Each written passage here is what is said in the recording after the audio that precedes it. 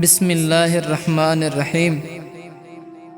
حضرت ابو سعید خدری رضی اللہ تعالیٰ عنہ اور حضرت ابو ہریرہ رضی اللہ تعالیٰ عنہ سے روایت ہے کہ رسول اکرم صلی اللہ علیہ وسلم نے ارشاد فرمایا، جمعے کے دن ایک گھڑی ایسی ہوتی ہے کہ مسلمان بندہ اس میں اللہ تعالیٰ سے جو مانگتا ہے اللہ تعالیٰ اس کو ضرور عطا فرما دیتے ہیں، اور وہ گھڑی عصر کے بعد ہوتی ہے۔